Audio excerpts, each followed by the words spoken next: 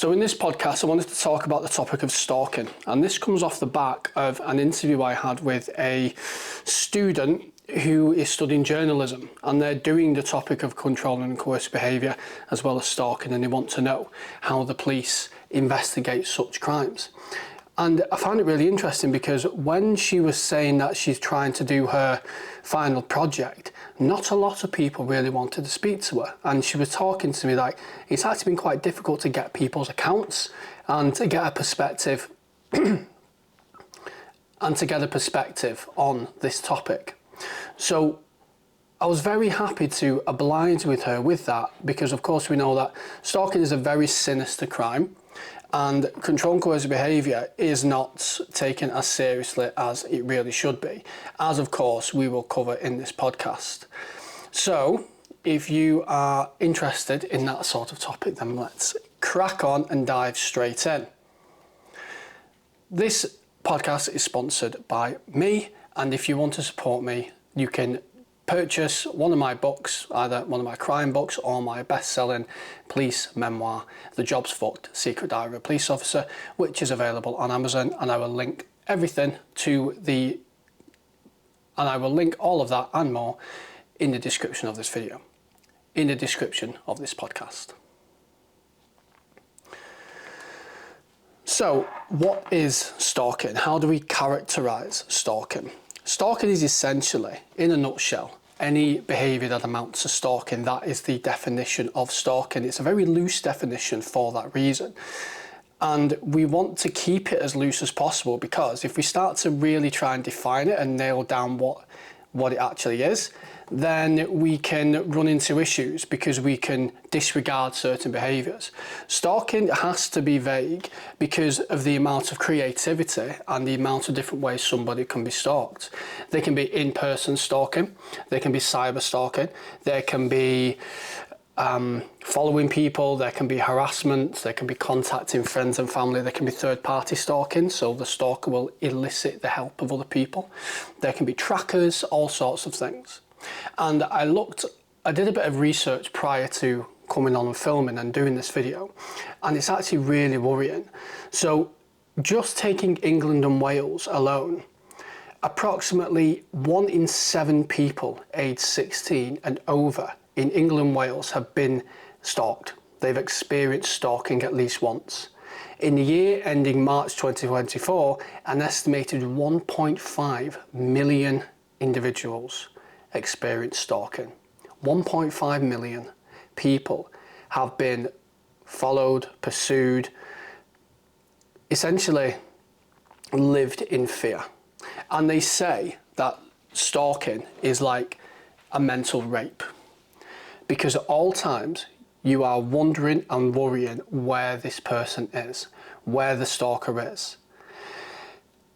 And when it comes to gender disparity, women are disproportionately affected, so men typically are the stalker. That's not to say that men are not victims of stalking, they most certainly are, and I've dealt with stalking cases involving a woman stalking a man. With around 1 in 5 women reporting stalking incidents, younger individuals are also more commonly targeted. Now that's terrifying when we consider the prevalence of stalking, that 1 in 5 women have been a victim of stalking. When we get to underreporting, it says, despite its prevalence, stalking remains underreported, with many victims not seeking help or law enforcement intervention. And it's quite easy to see why that is. Because to admit that you're being stalked is utterly terrifying. For someone to say, I have the stalker, and we're not just talking about somebody liking a few Facebook posts. We're not talking about an ex-partner who watches your story and never reaches out. We're talking daily, living in fear, somebody is out there and somebody is stalking this person. And what we find with stalkers is that the victim becomes part of their daily routine. It's like, I will go and do this, and then I'll make time to research what this person's doing. Stalking is characterised by obsession, fixation, unwanted contact, and it's repetitive. I'm pretty sure it's got an anagram, but I can't think on the fly as to what it is. In my experience dealing with both people that are being stalked and then people who are the perpetrator of stalking, the victim will often play it down. They will often say, he just wants to get back with me. He just wants to talk to me. He just wants to speak to me. When it comes to the suspects, the perpetrator of stalking, they often play it down. They will blame the other person or they will play down their behaviour. If only she would get back in contact with me, then I wouldn't need to do this. I just want to make it up to her. This is just the way we are. We split up, we get back together. I'm just trying to get back with her. If only she would listen to what I had to say, then she would understand and I'll go away. Or I just want to be friends and she doesn't understand that we can just be friends. All of this is a way of the stalker rationalising their behaviour, because people typically don't want to be classified as a stalker. People typically don't want somebody saying to them that you are a stalker and them having to admit that yes, they are guilty of stalking. And in my experience, when I've interviewed people who have perpetrated stalking, one person in particular, his relationship was incredibly volatile. He was a very abusive motherfucker. And then when the victim had enough, the lady in question had enough of what had happened, and he would call her hundreds of times a day. He'd send her threatening messages. He would send her messages pleading. He would send pictures of himself with a rope around his neck saying, I can't live without you. And of course, this has overlappings with control and coercive behaviour as well, which we can get into either in this podcast or another podcast. But when it comes to stalking and this sort of behaviour, the suspect, when I was interviewing him, admitted everything he'd done. Yes, I did leave flowers on her car when she said she didn't want to speak to me. And his rationalisation for that was saying, well, of course she didn't want to speak to me, so I left flowers on her car. I left a love note on her car. I contacted her friends and family and explained myself to them in the hope that they would contact her and then she would contact me. So what the victim's saying is, I don't want anything to do with you, leave me alone. The suspect is saying, but if I just try something else, maybe then you'll change your mind. And this is the insidious part of stalking, is it is utterly obsessive. It consumes the person's life. The victim consumes every waking moment of the suspect's life.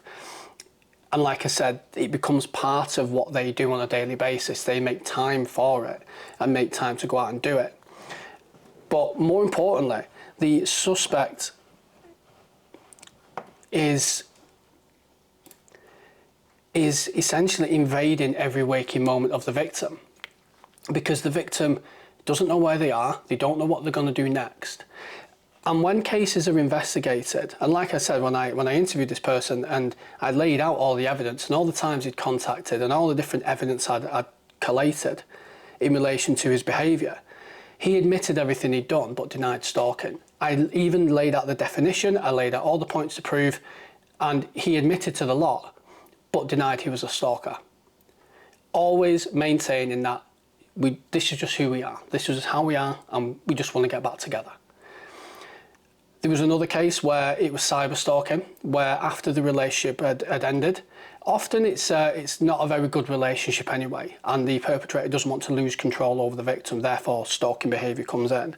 And I think it's something like, when it comes to homicides, well, I have it here. Links to homicide. High incidence of murders. From 2017 study found that stalking behaviour was identified in 94% of murders studied, highlighting a strong correlation between stalking and lethal violence. When it comes to femicide, so the murder of women, between October 2022 and September 23, coercive control was an aggravating factor in 51% of domestic homicides. Financial abuse was the second most common factor, presented in 29% of all cases. Financial abuse and coercive control are very closely linked. So when we look at stalking and the police get a report that somebody is being stalked, it's incredibly important that the police don't downplay it. Or even worse, the police don't make some kind of off-the-cuff comment and say, well, you should be lucky someone cares so much about you. That is an incredibly dangerous and disgusting thing to say. And when it comes to stalking, there are actually 3 types of stalking, 3 ways stalking can be perpetrated. When it comes to classification of what, sentencing, etc. So the first one is stalking. Simple, I say simple, simple stalking, where it's any behaviour which amounts to stalking, which can be typically 2 or more counts of unwanted contact, which creates a pattern of behaviour, a course of conduct. So this isn't 2 messages at the same time. This can be as simple as you get a message saying, hi, I want to talk to you. You say, I don't want to speak to you, leave me alone. And then they turn up at your house 2 days later. Technically, that is stalking. Are you likely to get a conviction for that? If that's it, probably not. But this is what that kind of stalking encompasses, where it's just stalking. And that carries 6 months in prison. It's a summary only offence, which I think is absolutely wrong. That making somebody live in fear for any period of time can carry up to 6 months in prison. I think that's wrong. Then you have the more serious and aggravated cases. So then you have stalking, which includes serious alarm or distress, and stalking including fear of violence. So if a stalker begins to threaten their victim, threaten with violence, or insinuates in some way that harm will come to them if they do not follow what they want to happen, or the stalking has such an impact on the victim that their quality of life diminishes, the stalking including serious alarm or distress, the constant living in fear, etc. That's another way stalking can be characterised. And when we look at the correlation between stalking and homicide, we really need to nip it in the bud as soon as it starts. The difficulty when it comes to this, though, is that once the police are involved, the stalker knows that they've then lost control. And this is where the homicide timeline can come in, is where it comes into change. The stalker understands that the victim's never going to get back with them. Therefore, either the police have to stop them by orders or imprisonment, the stalker will find a new victim, or the stalker escalates their behaviour. It is very rare that a stalker simply stops because they are told to. Because if they knew what they were doing were wrong, then they probably wouldn't do it anyway. And by this point, what happens is the stalker will justify in their mind any violence or anything which they do to the victim when it becomes escalated. They deserve to be hurt because they've hurt me. They aren't listening to me. I can't live without them. I will harm them and then I will end my own life. It's an incredibly insidious crime which is committed. And like I said, the police really need to take it more seriously. And there are lots of refuges, there are lots of evidence, lots of supporting charities out there which support victims of stalking. One of them is Paladin, which was set up by, let me find it, Paladin, which was set up by the British criminal behaviour expert called Laura Richards, and she is credited with the phrase, stalking and coercive controlling behaviour is murder in slow motion, which, as we can see from the statistics of 94% of homicides involving domestic abuse, a domestic homicide, have an incidence of stalking involved in them. So when we look at that and we say murder in slow motion, that is the best way I've ever heard it being characterised, because it's a slow drip, it's a slow building and slow escalation over time. And when we look at stalking cases and we see the prevalence of stalking links to homicide, it is a very gradual build-up. And there are incidents which have gone ignored by the police. There are incidents where it's been played down. Instances where they go, well, until they do something, we can't really do anything. No, when they do something, that's typically when it's too late. They're showing you through their intent and what they're doing that this is only escalating, this is not going to go away. So the police have to act on it very, very quickly. Stalking is a difficult thing to prove, certainly if you don't have the victim's support, which is why it's paramount that the police build a relationship with the victim straight away, and they manage to gather just that early evidence of a statement or screenshots or something which they can present to, you know, justify an arrest of the suspected stalker. And with the arrest, they can then seize items. They can seize phones. They can complete telecoms data. They can track the movements of the person and match it up and correlate it with the complaint statement of the victim. But that's all if the victim is supportive of police action. And the biggest way how police manage to get that victim on board is if you have very well trained officers when it comes to stalking and identifying whether it is stalking behaviour. Because like I said, people don't want to admit that they're being stalked because it's utterly terrifying. The idea that somebody is following you, somebody is out there obsessing over you. So it's paramount that officers are trained in order to extract the information fully. And one thing what victims of certainly domestic abuse are afraid of is actually going to court and standing up in the courtroom against the suspected stalker. And this is why video interviewing needs to be rolled out more openly and more widely to police officers. Because at the moment, only detectives generally get the training. I was fortunate enough to get the training as a police constable, and as a result of that, I was much more better prepared and much more better armed at extracting key information from a victim of stalking, because a picture paints 1,000 words. So how many words is a 2-hour video interview recounting in explicit detail, hearing and seeing the effects of what the behaviour has had? And often what happens is when we have a case of stalking, we often see that the relationship itself was abusive and was controlling. And again, the suspect will justify their behaviour in their own mind, or they will not identify with their behaviour whatsoever, in that they can be cruel and awful and justify it in their own mind that this is just the way how the relationship is and this is how they want to behave and how they want to act, which is also very dangerous because it means that they have no understanding and no empathy towards this other person because of how they've been treated. And when we look at the actual different kinds of stalking, the stalking archetypes, the different types of people that generally stalk, was I did a really good interview with someone called Dave Thomason. And Dave Thomason works at the Integrated Stalking Unit in one of the police forces, and he's actually been on the documentary Stalkers with Stacey Dooley. And I was very fortunate enough to get a full hour-long interview with him, which is on my YouTube channel. And it was fascinating, and I wrote a blog post about it too. And he said that there are generally 3 types of stalkers. The most common stalker is the rejected stalker. This is a stalker who is an ex-partner who can't move on. They have to be with the person. Now, if we look at attachment styles, maybe somebody has an anxious attachment style, therefore they can't be on their own, and they want the security and love and happiness of what they had when they were with this person, and therefore they stalk them to try and rekindle that relationship.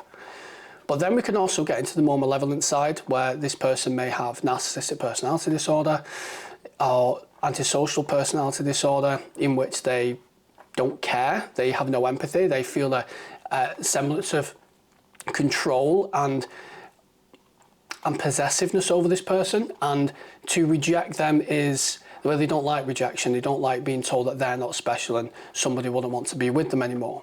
Therefore, this can become a thing of self-preservation. The rekindling of the relationship is rarely for the benefit of the victim and more to satisfy the needs and wants of the stalker. They feel hurt, they feel lonely, they feel left out, and they feel in pain by the relationship ending. Therefore, they will pursue the relationship post its demise in an attempt to get back with the person to make themselves feel better. This is where the stalking aspect comes in, and of course with the rejected stalker, we know that around 50% of all rejected stalkers actually follow through with any threats they make. Again, further stating that the police really need to take this seriously when a stalking case is presented to them. And this is where the trigger point can come in. And it is dangerous because without the police's involvement, this will only escalate and the victim might get back into the relationship with them, and then we're back at square one then. They're in the relationship again, potentially an abusive, controlling relationship, and then when the victim goes to leave, the stalking will continue again because the stalker knows that it works. If I stalk them for long enough, if I follow them for long enough, if I pursue them for long enough, I will eventually wear them down and they will get back with me. So the only way that this can stop is generally by getting professional support and help. And this is, like I said, where the police come in. However, when the police are involved, that can sometimes trigger the stalker to escalate their behaviour. They then know that they are not going to get back into the relationship and that relationship is over. Thus, cementing the feelings of rejection which they felt, which they were trying to mitigate and reduce through the pursuing and rekindling of their relationship in order to make themselves feel better. So this is where the police really need to enact and be quick, robust and strong, and where the courts need to back up the punishment and the protection of the victim with the sentencing. I dealt with a case where the victim had been strangled repeatedly. She had been stalked mercilessly. He turned up to her home, even when the police were there. He turned up to her home, screaming that, you know, she's my girlfriend, I want to get back with her, we are together. Purely, completely deluded that he believed that this person was still in a relationship with him, or their relationship would continue, or they were just on a break. He left gifts on her car. He would wait around her home for a chance encounter. He knew what time she finished work. He'd either be there waiting outside her work, or he'd be waiting outside her home. He would call her hundreds of times a day, etc., all in an attempt to make himself feel better because he did not want to be rejected. And we went through all of this, and then I video interviewed the victim. And further disclosures were made, multiple assaults, multiple damage, a very abusive, awful controlling relationship, thus the prevalence of stalking after the fact. And this was a homicide waiting to happen. This was going to end one way if we didn't do what we needed to do. And we put all that work in, we did all that work, and the suspect went to court. He was charged. He went to court, he was charged with 10 offences, 10 different offences. He went to court, he pled guilty, said he was sorry. And I'm sure his defence team would have presented a case, a pre-sentencing report stating, oh, he's had a really bad life and he's not a bad lad and he's just got a bit lost and he's just fucked up a little bit. Never mind, he's potentially completely ruined somebody's life, and the hundreds of hours of investigating and police work and the trauma and everything else which came as a result of that. He pled guilty and he was handed a suspended sentence. So he is now out, walking the streets, fully able to enter a new relationship and to do this again. Where's the deterrent? We safeguarded the victim, of course, that's the number one thing. That is the most important thing. The victim is safe and she has a restraining order against this person, so if he goes anywhere near her or he ever contacts her again, then he'll be arrested. But even breaching a restraining order doesn't often result in a prison sentence. It can result in a further restraining order. It could result in unpaid work. It could result in fine. I've had cases where somebody's been stalked or we've issued a domestic violence protection notice, essentially meaning that somebody is considered such a high risk to this person. They don't want to press charges. They don't want to make a criminal complaint. So what we do is we put in an order to basically safeguard them. They breach this order and they get a £50 fine, which they never pay because he wasn't working. And he breached it 8-9 times. Where's the deterrent? So the courts need to be a lot harder on this kind of behaviour. And I don't know why it isn't, because when we look at the impact and the effect what stalking and domestic abuse in general can have on the person, it can last for years. The person could never be comfortable in a relationship again. It could mean that they are constantly worried, looking over their shoulder for the rest of their life in case this person comes back into their lives. Sometimes it can mean that they have to move, they have to go off social media, they have to change jobs, they have to change their phone numbers. Every aspect of someone's life can be affected by someone being stalked. And the fact that the courts don't seem to reflect that in their sentencing is absolutely abhorrent. And when we look at the more serious types of stalking, the serious alarm or distress, or the threat of violence, the serious threat of violence,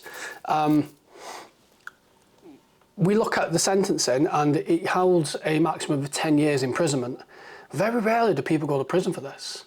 And very rarely do, or if they do they get any kind of substantial sentence which adequately reflects the pain and worry and fear which has been instilled in the victim as a result of this person's behaviour. It's truly worrying, and honestly, I could talk about this all day. I think the topic's fascinating because it's so multi-layered when it comes to the relationship dynamics, the statistics surrounding stalking, the cases in the media which are homicides which clearly had an aspect of stalking within them, the effect on the victim, the way the police have to investigate it, everything, and all the way to the court, and even after the court, what support is put in place. I could talk about it all day, but I think we're going to leave it there for this first episode. I probably will pick this up again later because I want to get into coercive control, and I have some exciting things I would like to bring up, and potentially some guests too speaking about this topic, so you stay tuned. Thank you so much for checking out this podcast. Really, really appreciate it. I've had a good time talking about this actually. It's been nice. You can support the channel by giving it a follow, giving it a subscribe, wherever you listen to this. Share it with friends, family, whoever you think might be interested in this sort of topic. And you can support me on Patreon too, where I release these videos first. And I don't know, maybe I'll do like extended interviews purely for my Patreons. We'll see how that goes. You have a fantastic day. Thank you for your time and your attention, and have a great week. Until next time, see you later.